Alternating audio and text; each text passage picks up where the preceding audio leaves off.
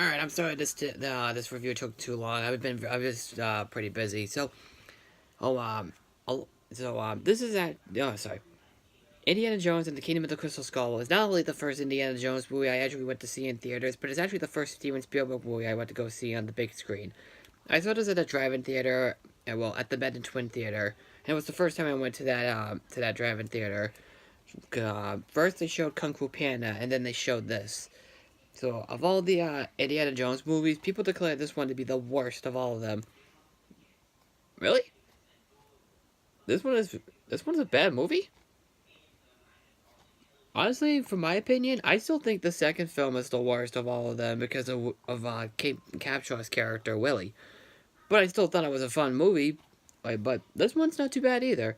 This one is somewhere in the middle. It's not as good as Raiders of the Lost Ark, but honestly, I still had a lot of fun with this movie.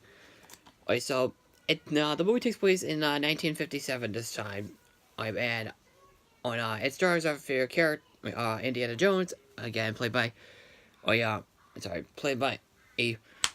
Harrison Ford.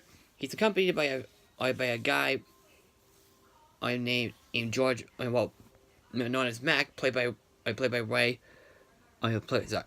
Played by Ray Winstone. Oh no, Winstone. So they're basically captured by the Russian Soviet Union. The Russian army. And their leader, or known as Irina Spalko, played by Kate Blanchett. They basically want Indiana Jones to find out the actual, to find the crystal skull.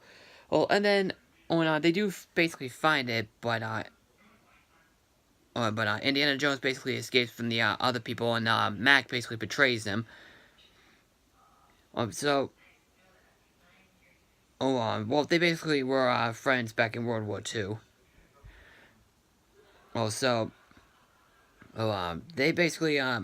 Indiana Jones basically escapes, and of course, we already know the nuke in the fridge meme that's been going on before the frying the Coke from the Nostalgia Critic. He basically gets fired from his job, but that he's about to board on a train, and then another character named Mutt Williams, played by Shia LaBeouf, sends a note that his mother, Marion Ravenwood, has been captured. Yeah, we basically already know, but I won't reveal anything else about that. Anything else. Also, they also come across another friend, an old friend of Indiana Jones, known as Harold, Ox, played by John Hurt, the late John Hurt, which is pretty cool. John Hurt in an Indiana Jones movie. So we do see Marion, played again by Karen Allen, which I thought that was really cool that she was in this movie. Still a very beautiful lady. But when you look at her very young in the first film, damn, she looked like a cartoon character. A very, very beautiful cartoon character. So of course we get, some action scenes, some special effects, like ton of CG effects, but that's kind of the major problem with this movie. But we'll get to that in a second. Want to add some good action, some good characters to go along with it.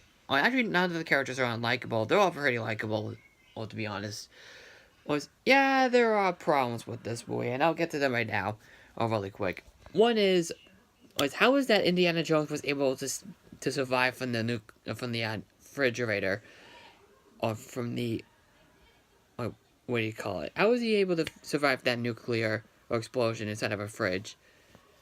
Since that meme nuking the fridge is out, I don't know. It's still a pretty cool scene, but that still begs the question on how was he able to survive all that? His bones would have been all jelly and stuff. There is the other problem is that, which is kind of my biggest problem with this movie. There's way too much CGI in this. Now I will admit the CGI in this film is really good. But it's not as good as the Star Wars films, like how Lucasfilm did. It still looks very impressive and it's fun to watch, and once in a while there's an obvious green screen effect that doesn't necessarily work. Okay, sorry, I'm thirsty. Sorry. Well, and the other problem is the actual ending to the film. Not the actual ending before the credits. I mean, like the climax of the film. Which the only thing I will spoil is that there's aliens. Once they get the crystal skulls into all the into those to their rightful places, they're actually it's actually an alien, and it's inside of a UFO and stuff, which really confuses me. Oh yeah, I'm like, why would they do that? I mean, I know people think like aliens existed or something. Maybe that's why like they did that, but come on, you could have done something a little bit better than that, man. It just doesn't make any sense. It's just too silly and goofy. So, no, that's all my bad stuff, honestly. Oh, well, I guess I will admit well, the film does feel like another version of Raiders of the Lost Ark, but a bit different. But, nah, whatever. But that's all my bad stuff. Let's talk about the good stuff. Like I said before, the special effects are really good. Like most of it is pretty good. But the chase scenes are really cool. Like the chase scene with Mutt Williams and Indiana Jones, almost like trying to run away from the Russians, and stuff. Of like they're like Mutt Williams and Indiana Jones are on a motorcycle, and the two Russian agents are like chasing them down and stuff. There's no CGI in that scene, which is really cool.